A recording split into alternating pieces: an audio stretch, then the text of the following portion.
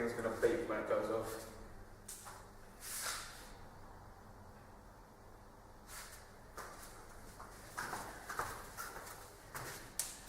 Hi guys, welcome back. Today what we're going to be looking at, or in this video what we're going to be looking at is covering the right punch coming through on the inside of my arm. So I have my hands up and he looks to do his punch on the inside.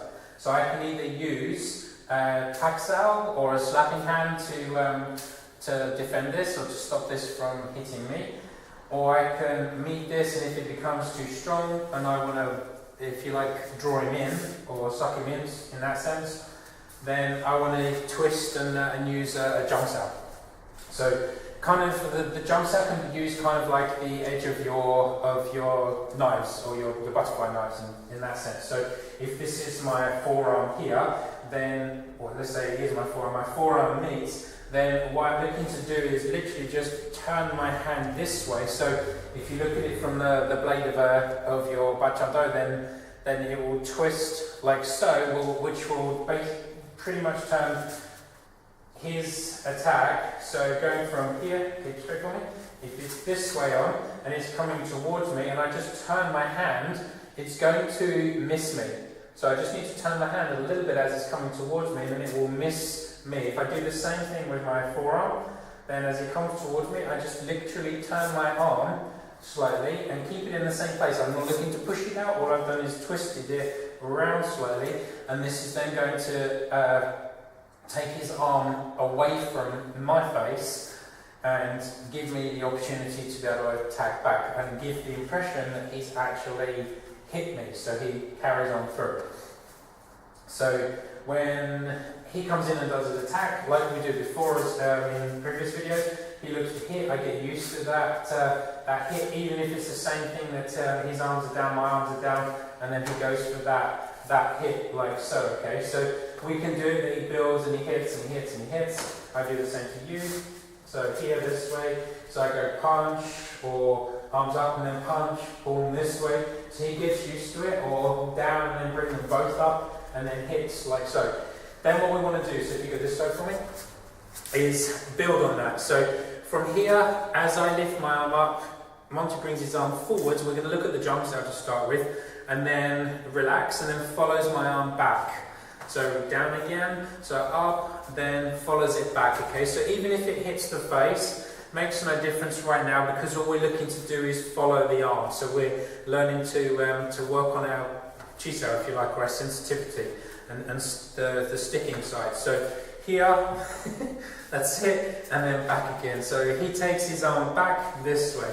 So then he can start to look at twisting the arm so that it takes my arm off to the side. So we're not pushing out, because if he pushes out, it's going to give me the impulse to come through in a different way. So he's looking to just literally take it back and bring the elbow down like so. So it needs to be a bit softer so that I'm not looking to bounce back off again. So here this way and nice and soft. So here, cool, come forward a bit. So boom, that's it. So here, cool, and then twist and take it around to the side.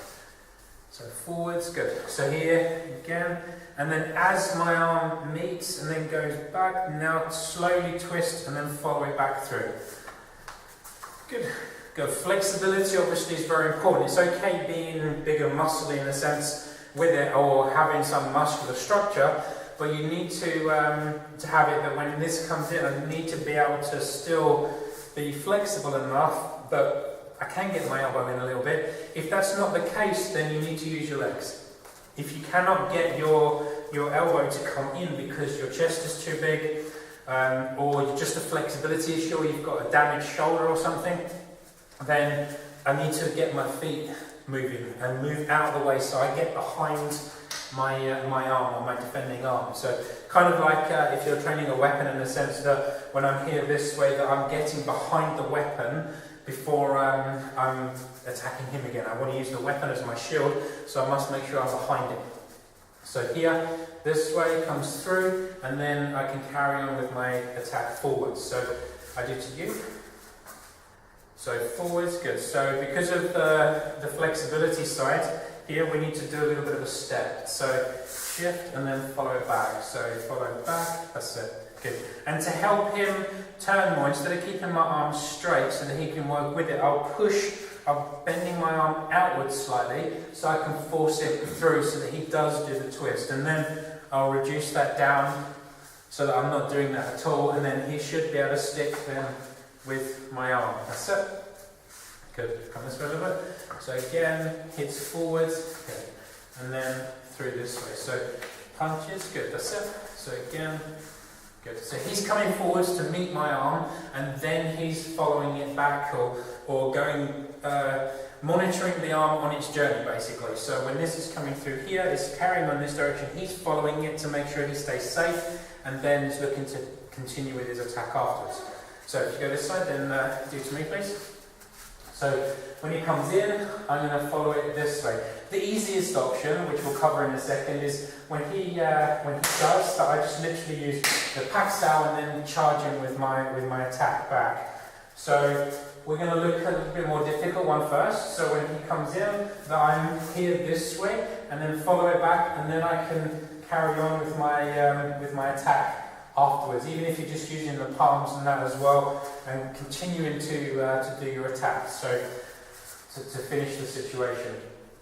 Comes in again, boom this way, so I'm covering it, and then carry on with my palms like so. I'm using this to come down just in case this comes up.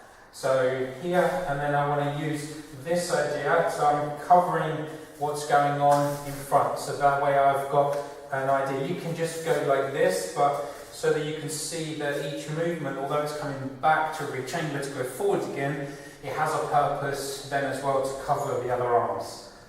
So again, here, boom, and then hits. It could be that his push comes in and then I just have this instead. And then can be pulled down, or can go here this way and then come back around. So it can be here and come around with it, or can be here and come around with it like so. Can also drop him, it's your choice, and go with. It does depend on how he moves as to whether you go up or down as well. So you'll work with your partner, you'll figure it out as you go as well. So here goes forwards to me, coming a bit closer, so when he does that's it, and then I go forward to meet that too. My arm is already down here, so this would automatically hit here, then come back around, ready for my my continued attack.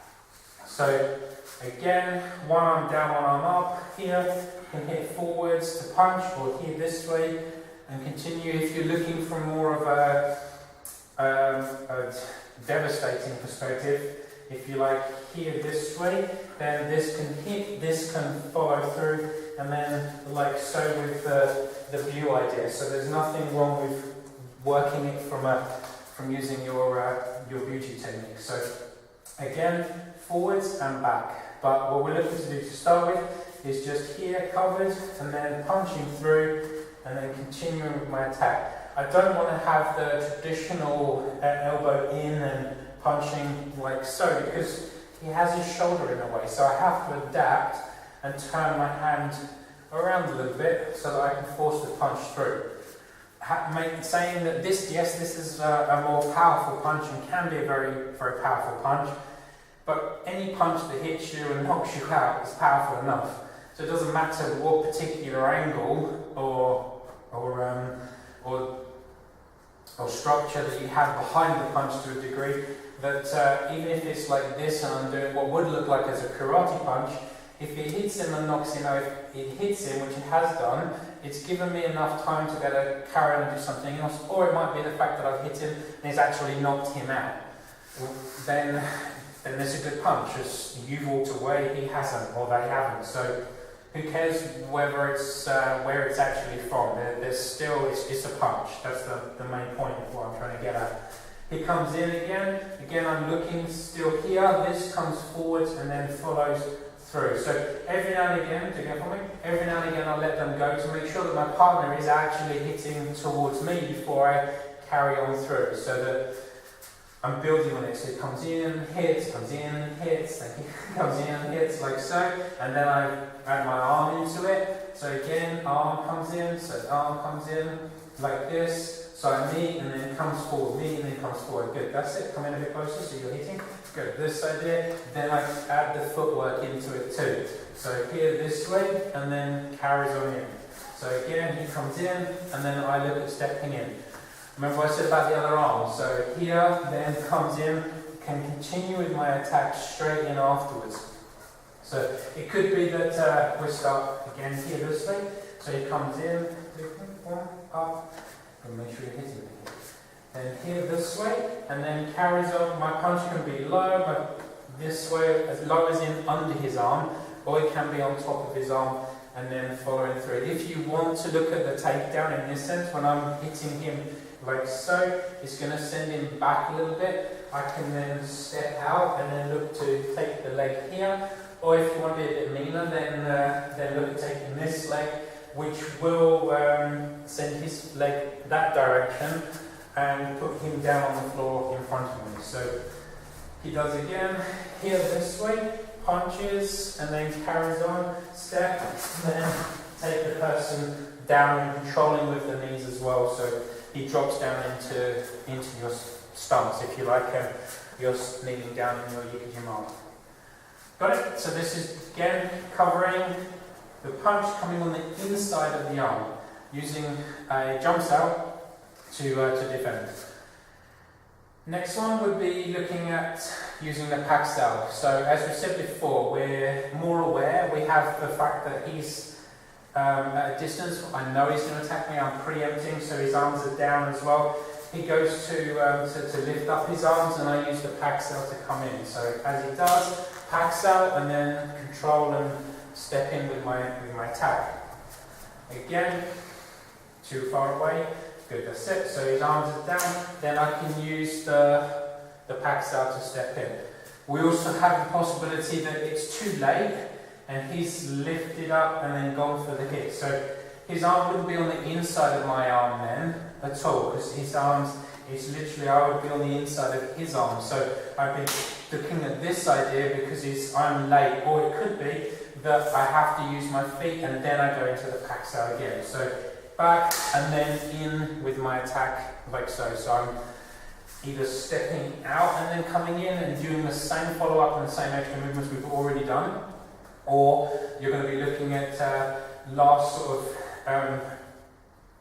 resort, in the sense that I'm having sort of this idea, and then when I have this fires upwards and will either hit the arm, depending on the length of the arm and the size of the person, will either hit the arm and go up, or you can use it and then hit again the head, and then hit underneath here and then up. And then obviously you can come down and then continue with your attack like so, if you want to look at more beauty knife idea, that type of thing. So we're looking again. I want to step back, packs out, let's kick it nice and simple, and then continue with the punches or the palms and so on that way. We have his arms are down this way, he comes in and I use the packs out, or we have he comes in and I use the jumps out. Got it? So packs out I'm a little bit earlier, so I can fire it forward and just control him straight away. The jump out would be more that I'm late, that it failed. No, sorry, it's the wrong word. It didn't fail, I didn't manage to fully execute my packs out to control the situation and the person and follow up. So I resort back into my jump out. And then you have to step back if it's got that much further, or the flick up, and then carrying on with your attack after this, so that I'm making sure that I'm safe and that I'm finishing the situation. As I said before, if you have any questions, leave some comments below and hit like or so on if you appreciate what information you've got from the video, or if you found anything useful in the video. Any questions, as I said, please leave in the comments. Let me know how you're getting on as well with your training, and good luck with it, and I'll see you on the next video. Time.